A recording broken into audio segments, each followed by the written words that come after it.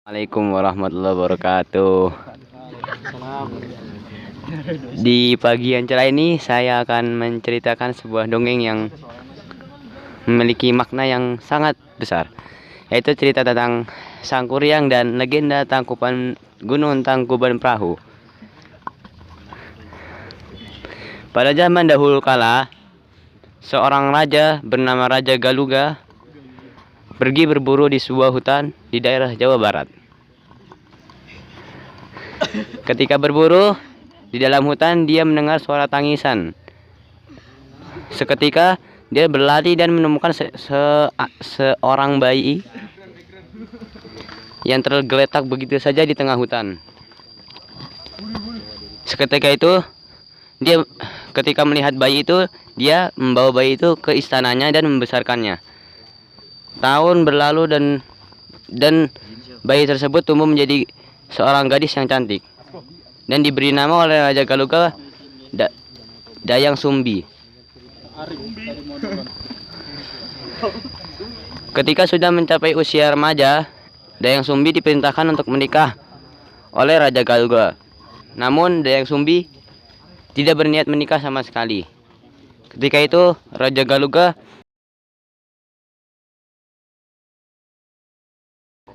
tidak menikah, maka akan aku asingkan ke tengah hutan.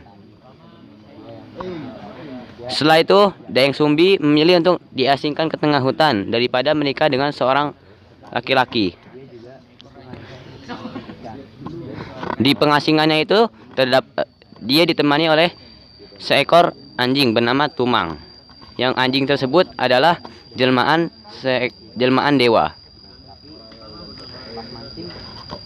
Selang berlalu di dalam pengasingannya,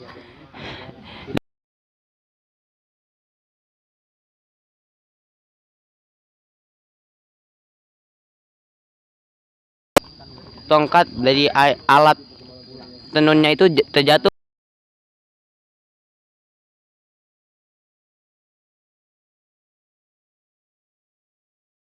untukku, maka akan kujadikan suami.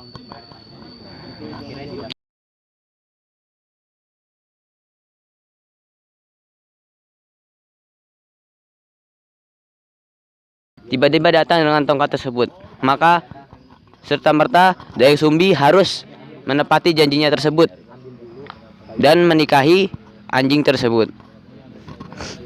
Bertahun berlalu kembali dan Dayang Sumbi hamil dari seekor anjing jelmaan dewa tersebut dan melahirkan anak bernama Sangkuriang.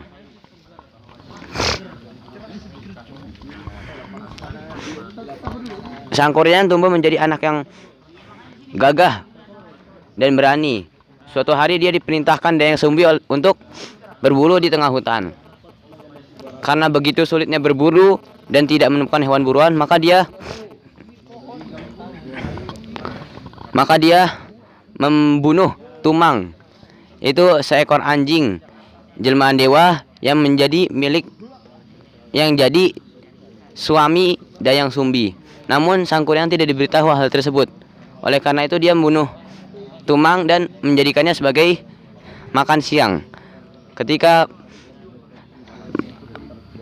makan siang, ibunya bertanya kepada Sangkuriang, "Dari mana daging ini, wahai Sangkuriang?"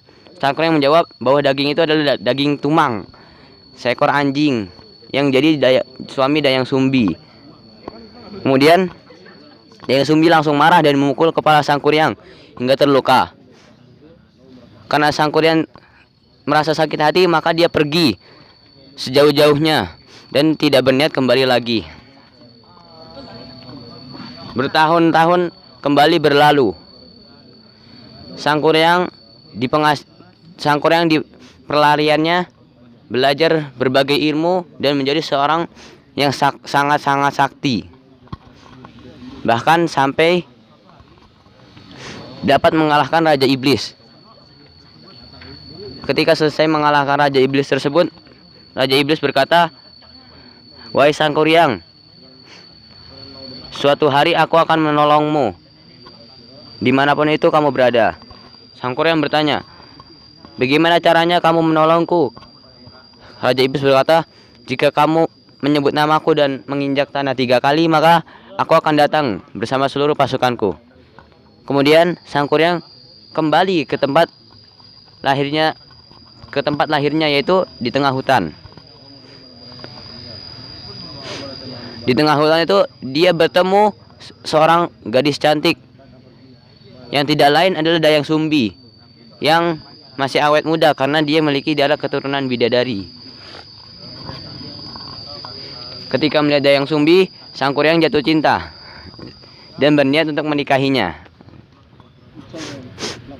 Namun begitu Dayang Sumbi melihat kepala Sang Kuryang dan melihat bekas luka yang dulu dibuatnya, maka Dayang Sumbi berkata bahwa kamu adalah anakku, kita tidak boleh menikah.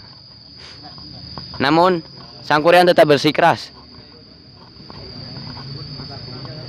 Seketika itu Dayang Sumbi membuat syarat bahwa ketika harus menikahinya, Sang Kuryang harus membuat sebuah perahu dan sebuah danau. Sang Kuryang menyanggupi hal tersebut dan menyebut nama Raja Iblis serta menginjak tanah 3 kali. Maka muncullah Raja Iblis dan tentaranya untuk membuat perahu dan membuat danau. Ketika pembuatan danau dan perahu hampir selesai, tiba-tiba matahari fajar telah terbit. Seketika para pasukan iblis pun lari karena mengetahui bahwa tenggat waktu pembuatan adalah ketika matahari terbit. Seketika itu Sang Kuryang marah karena tidak berhasil menikahi Dayang Sumbi. Maka seketika itu ditendangnya perahu tersebut dan perahu tersebut menelungkup. Kemudian lama-kelamaan perahu tersebut menjadi sebuah gunung yang besar dan dinamakan Gunung Tangkuban Perahu. Hikmah dari dongeng ini adalah kita harus selalu menepati janji. Karena jika kita tidak menepati janji, maka kita akan mendapatkan kerugian yang sangat besar. Sekian dari saya. Assalamualaikum warahmatullahi wabarakatuh.